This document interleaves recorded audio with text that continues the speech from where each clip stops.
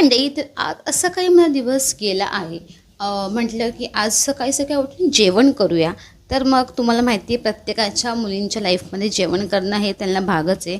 भले कामावर जा, कामावरनं घरी या किंवा सुट्टीच्या वेळेस कधीही त्यांना जेवण तर करायलाच लागतं. असं नाही की जेवणाचा आराम असतो. तसंच माझं काही असं होतं. तर आज मी जेवण केलेलं होती पनीर विथ शिमला मिरची. तुम्ही कोण भाजी असं करतात का? कमेंट मी नक्की सांगा. कारण की असं म्हणजे की पनीरची भाजी वेगळी करतो आपण, शिमला मिरची भाजी वेगळी करतो. बट मी आज दोन्ही सोबत ट्राय केलेत. लेट्स सी, ते खूप छान लागतात आणि तुम्हीसुद्धा नक्की ट्राय करा. आणि मी बघू शकते इथे मी मस्तपैकी मेथीची भाजी केली आहे आणि त्याच्यामध्ये पण मी पनीर टाकलं आहे, कारण की माझी मम्मी बोलली आणि माझी मम्मी बोलते असं मला करायलाच लागतं, नो ऑप्शन.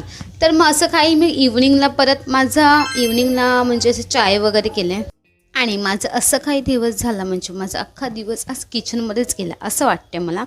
आणि मग त्यानंतरला विचार केला की चाय वगैरे करते, चाय बिस्किट खाऊन घेते आणि मग घरातली थोडी कामं वगैरे करायची होती. भांडी वगैरे लावून घेतली आणि थोडं किचन वगैरे साफ करून घेतलं. बिकॉज की आपण जेवण करतो किंवा काही कधीही करतो तरी पण आपलं किचन कट्टा घाण होतं, ही खूप साधी गोष्ट आहे आणि प्रत्येक मुलीला आणि आईला प्रत्येकाला माहिती आहे. आणि असं कधी होतं की म्हणजे आता कधी एखादी मुलीची तब्येत खराब असेल तेव्हा मग किचन आणि कट्टा, भांडी घासणं हे सगळं करणं खूप डिफिकल्ट होतं.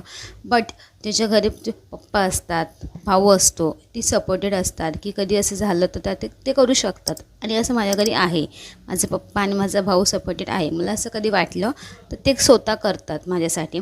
आणि त्यानंतरला लास्ट तुम्ही बघू शकाल मी आज करते आहे वांगं आहे ना, त्याचं वांगं फ्राय करते. तुम्हीसुद्धा करतात का? कमेंटमध्ये नक्की सांगा. कारण की मला वांगं फ्राय खूप जास्त आवडतं, म्हणजे घरच्यांनासुद्धा. तर त्यानंतर मी एकदम हॅस्टॅटिकमध्ये पप्पांसाठी जेवण रेडी केलेलं आहे. पनीरची भाजी, शिमला मिरचीची भाजी आणि असं वांगं फ्राय, डाळ, राईस, चपाती वगैरे असं. लेट्स सी, माझा ब्लॉग मी इथेच एंड करते. भेटूया आपण पुढच्या ब्लॉगमध्ये आणि माझे ब्लॉग तुम्हाला असेच येत राहतील. तर गाईज, माझा व्हिडिओ मी इथेच एंड करते. आपण भेटूया पुढच्या ब्लॉगमध्ये. बाय.